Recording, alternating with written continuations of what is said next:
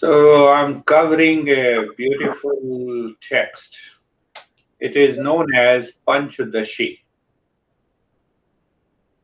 We have 5 chapters on what is existence, 5 chapters on what is consciousness, and 5 chapters on what is bliss, ananda, permanent happiness.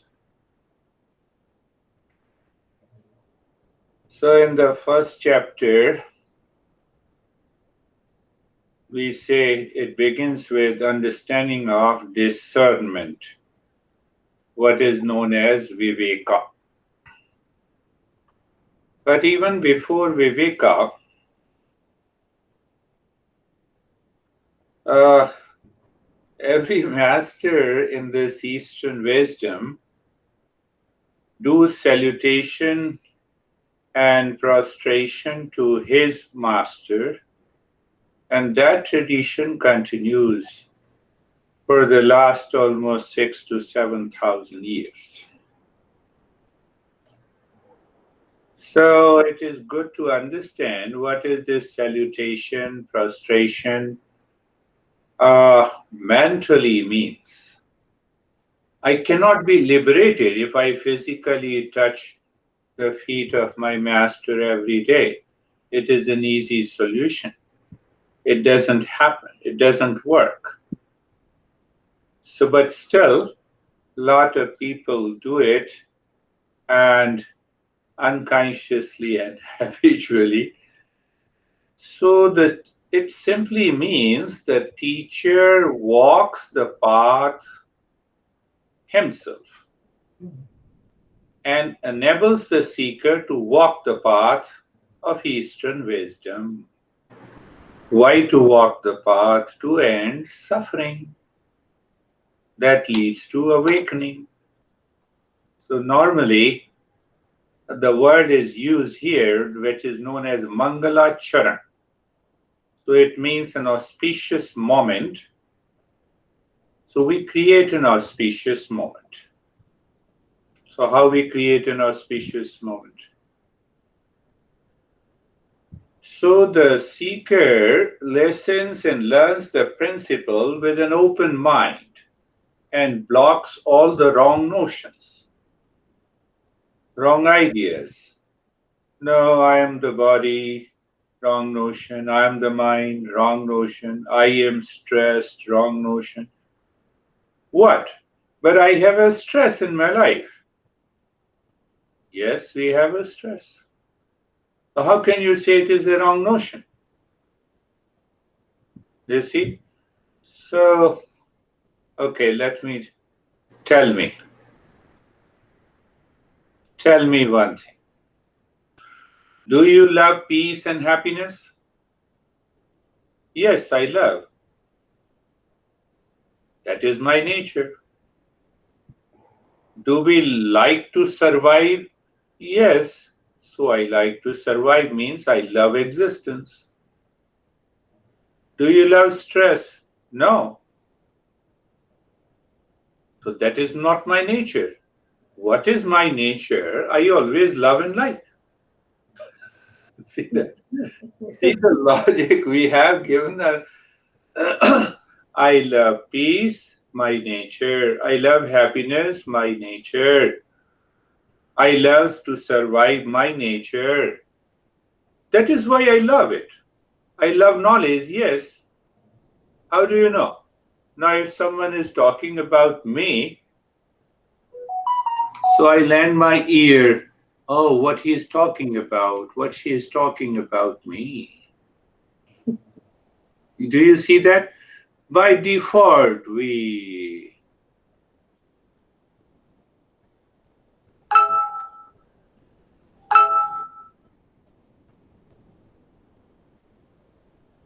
do you see that? The first. So that is why this is what is known as Mangala Charan. So Mangala Charan. Now, Mangala Charan is done in 3 different ways. Either we do Namaste to the teacher, blessing, or we do by some mantra. But now see that what is the beauty of these verses.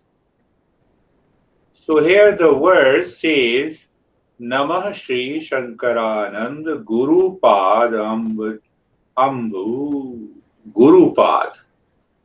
So we have to understand the significance. So why we say that Eastern wisdom is kept secret? It is an open secret. Why it is an open secret? Because those do not follow the tradition, they will not get the right knowledge. Tradition. I learned from my master, he learned from his master, and ultimately now ask yourself, who is the ultimate master? Who is the first master? Do you remember? The ultimate master is the real self located deep within your heart. What it means? The teacher of the Eastern wisdom, while teaching, represents your real self. And in that process, when we understand, then we keep our ego aside. So here it says that Guru Pada, the feet of the master. So the words in Sanskrit of the feet means Pada. So you see the symbolic significance. By feet I can reach to your house. So that is symbolically, it says Pada means to reach to your real self. Teacher is ready to teach, to help you reach to your real self. One meaning. Second meaning, that we do namaste, we bow down because we keep aside our ego. Second meaning, why we bow down? The water moves from the higher to the lower source.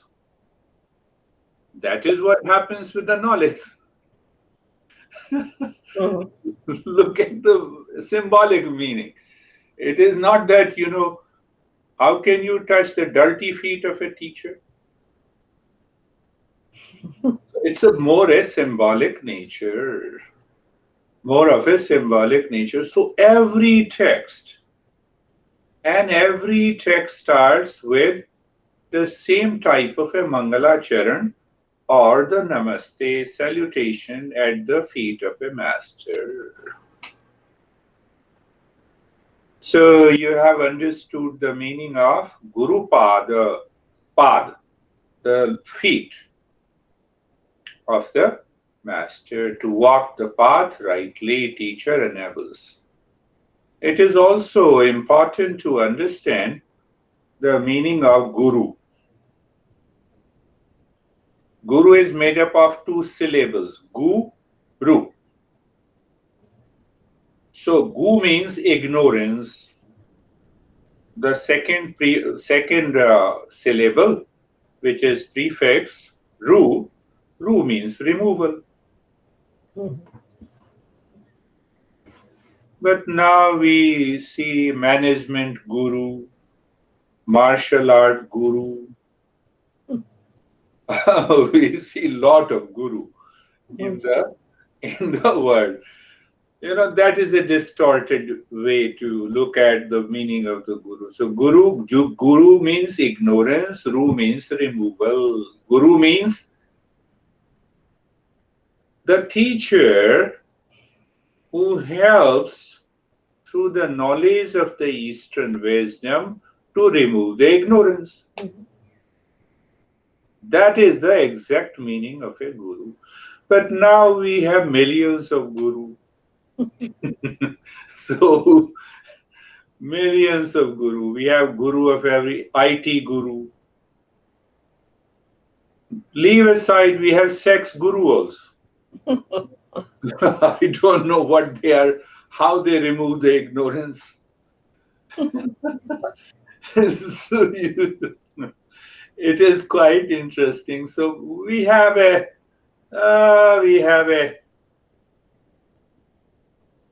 now another point that is very important. So we have understood the meaning of guru, who removes the ignorance.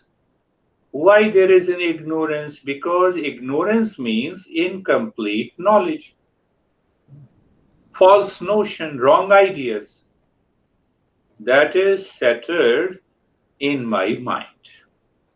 That I am the body, that I am stressed, that I have an anxiety, but I love peace, it's my nature. I love happiness, it's my nature. I love knowledge, that is my nature. But if I am stressed, it means I love stress. So being stressed is a false notion, false ideas. It is ignorance. That is the beauty of the Eastern wisdom. Now question comes, how long it takes me to remove ignorance?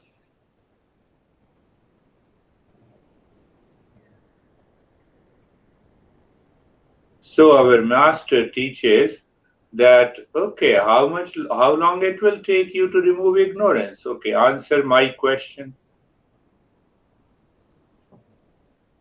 So he asked a question, is there a distance in ignorance?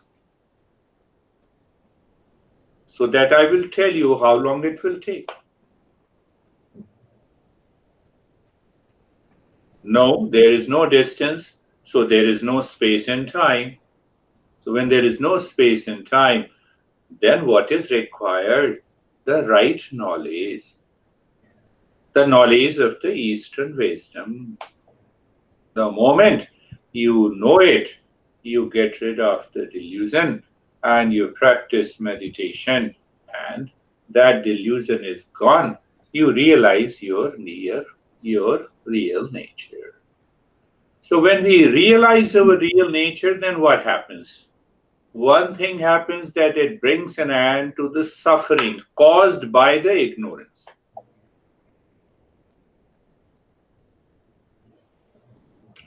There is a physical ignorance. I am the body. So at one time, when I am attached to body, I am the body. When I have a stress, then I am the mind. When I have a jealousy, then I become emotion. So tell me, which one is you? Are you the body? Are you the mind? Are you the emotion?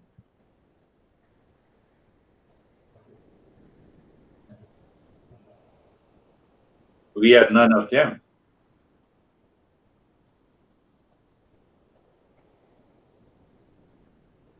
Another point of understanding, the nature of sugar is sweetness, isn't it? The nature of sun is light. Hmm? The nature of fire is heat. Okay, what is your nature? Is your nature stress? No, I don't live in stress 24 by 7. Are you your body? I'm confused. Why? Because when I sleep, I'm neither the body nor the mind. What is this confusion? Ignorance. It gives a delusion. It gives an idea, a false notion that I am the body when I wake up. So when I dream, I have a dream body. So which body is true? The dream body. the dream experience, which was. So it goes on step by step. We master teaches the ignorance, that here is the level of ignorance, and once you remove your ignorance, you can walk the path rightly and realize the real self.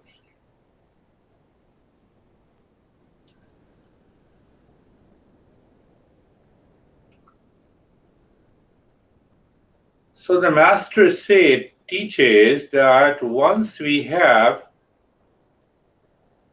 raga, attachment, second is sorrow, third is delusion. So attachment causes sorrow, attachment and sorrow causes delusion. It is the root cause of our problem, and that lives in the mind.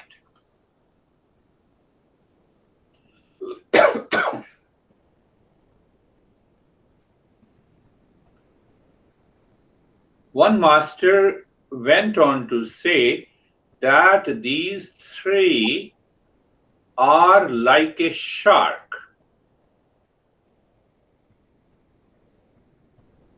that eats up our entire life of thought, feeling, and the sensation. So it is not to be eaten by, our master says, you have to take a salutation and take resort to the feet of the master. I have already explained the symbolic significance of the feet.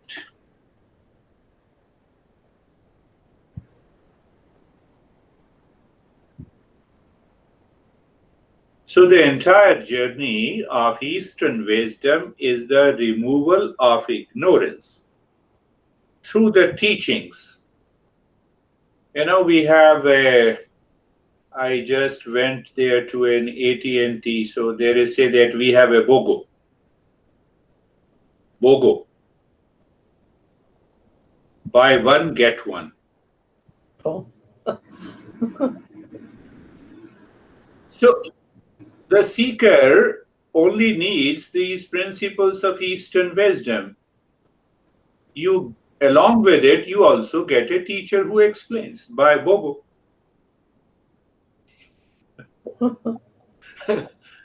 So that is what is. Otherwise, teacher has to do nothing.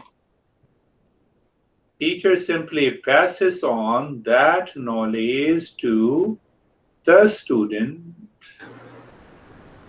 simply, provided that student is a seeker. And if you are a seeker, then it goes deep inside you, that knowledge, and you do the practice, and you are liberated. That is what we use the word liberated.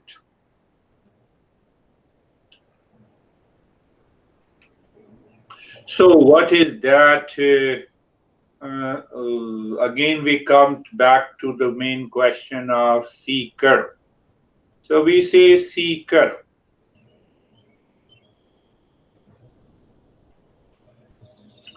Seeker may be curious.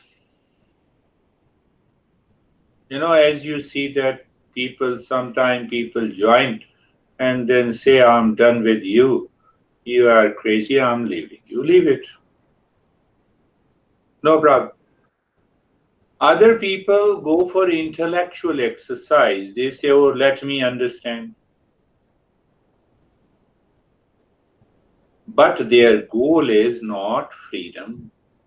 They don't want to realize ignorance. As if they have taken admission in a PhD, they want to write a dissertation. So my mind must have a goal. What is that goal? Is the freedom from suffering.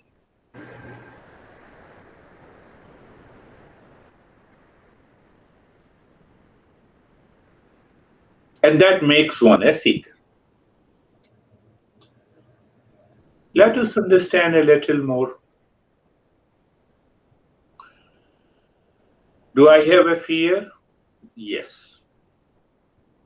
Fear cannot be undone 100%.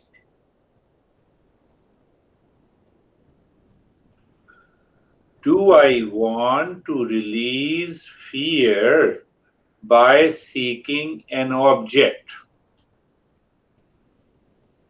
Or do I want to remove the sense of fear in me?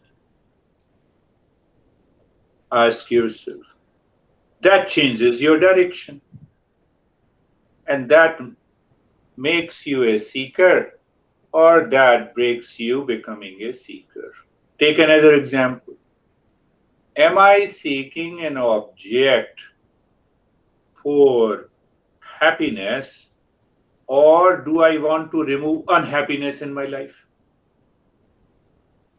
Ask yourself. So when the mind is focused on to remove unhappiness from my life, I become a seeker. And when we become a seeker, then there is no end to the journey. When there is no end to the journey, and that helps us to move into the ever eternal bliss, eternal journey of peace and happiness. That is how an introduction to the journey. So let us start our practice today. Close your eyes and get ready.